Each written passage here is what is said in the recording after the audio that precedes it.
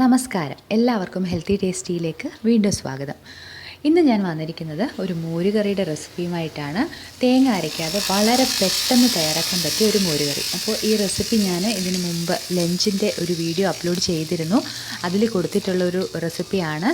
പക്ഷേ അതൊരു വലിയ വീഡിയോ ആയതുകൊണ്ട് അത് ഫുള്ളായിട്ട് കാണാൻ താല്പര്യം ഇല്ലാത്തവരാണെങ്കിൽ ഈ ഒരു വീഡിയോ കാണുക. മോരുകറി മാത്രമായിട്ടുള്ളൊരു വീഡിയോ ആണിത്.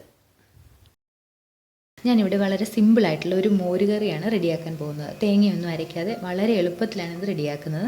അതിനുവേണ്ടി 1 കപ്പ് തൈര് ഞാൻ മിക്സിയുടെ ജാറിലേക്ക് ഒഴിച്ചു കൊടുത്തിട്ടുണ്ട്. ഇതിലേക്ക് പാകത്തിന് ഉപ്പ് ചേർത്ത് കൊടുക്കാം. ഉപ്പ് ആവശ്യമുണ്ടെങ്കിൽ ലാസ്റ്റിൽ കുറച്ചുകൂടി ചേർത്ത് കൊടുത്താൽ മതി. ഇനി ഇതിലേക്ക് ഒരല്പം പെരുങ്കായത്തിൻ്റെ പൊടി ചേർത്ത് കൊടുക്കാം. ഇത് നല്ലൊരു ടേസ്റ്റ് കിട്ടും മോരുകറിക്ക്. ഒരല്പം ചേർത്ത് കൊടുത്താൽ മതി.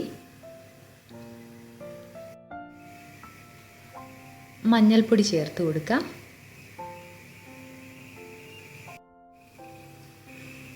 ഉലുവാപ്പൊടിയും ചേർത്ത് കൊടുക്കാം. അപ്പോൾ നമ്മൾ ഈ കറി വളരെ പെട്ടെന്ന് തയ്യാറാക്കുന്നതുകൊണ്ടാണ് ഈ ചേരുവകളെല്ലാം കൂടി ഈ തൈരിനോടൊപ്പം ചേർക്കുന്നത്. ഇനി ഈ ജാർ അടച്ചിട്ട് മിക്സിയിലേക്ക് വെച്ചതിന് ശേഷം ഒരു 2-3 സെക്കൻഡ് ഇതൊന്ന് അടിച്ചെടുക്കാം. ഒരുപാട് നേരം ഇട്ട് അടിക്കേണ്ട, 2-3 സെക്കൻഡ് ജസ്റ്റ് ഒന്ന് കറക്കിയെടുത്താൽ മതി. തൈര് അടിച്ചെടുത്തിട്ടുണ്ട്. ഇനി ഇതിലേക്ക് ഞാൻ ഒരു 1/2 കപ്പ് വെള്ളം കൂടി ചേർക്കണം. മിക്സിയുടെ ജാറിലേക്ക് തന്നെ കുറച്ച് വെള്ളം കൂടി ഒഴിച്ചിട്ട് ഒരു 1/2 കപ്പ് വെള്ളം കൂടി ഇതിലേക്ക് ചേർത്ത് കൊടുക്കുകയാണ്. അപ്പോൾ നിങ്ങളുടെ കയ്യിൽ പുളി ഇല്ലാത്ത തൈരാണെങ്കിൽ കുറച്ച് വെള്ളം മാത്രം ചേർത്താൽ മതി. ഇനി നമുക്കിതൊന്ന് ചൂടാക്കിയെടുക്കാം. തിളപ്പിക്കരുത്. മോരൊരിക്കലും തിളപ്പിക്കാൻ പാടില്ല, പിരിഞ്ഞു പോകും. അതുകൊണ്ട് ഇത് നല്ലപോലെ ചൂടാകുന്ന സമയത്ത് നമുക്ക് അടുപ്പിൽ നിന്ന് വാങ്ങണം.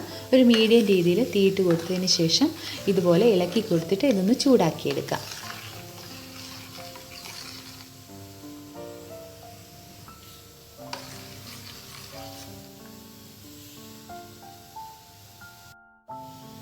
ഈ സമയത്ത് ഉപ്പൊന്ന് നോക്കണേ. ഉപ്പ് ആവശ്യമുണ്ടെങ്കിൽ കുറച്ചുകൂടി നിങ്ങൾ ചേർത്ത് കൊടുക്കണം.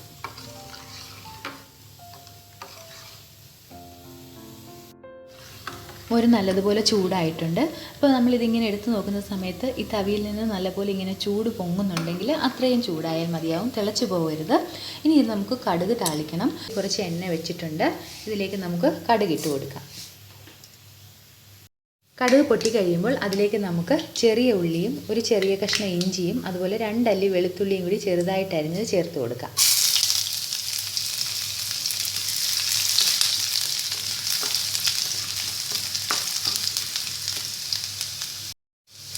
കറിവേപ്പിലയും വറ്റൽമുളകും കൂടി ചേർക്കാം. ഇത് നല്ലപോലെ മൂത്ത് വരുന്ന സമയത്ത് ഇത് നമുക്ക് മോരുകറിയിലേക്ക് ചേർത്ത് നന്നായിട്ട് ഇളക്കിയെടുക്കണം.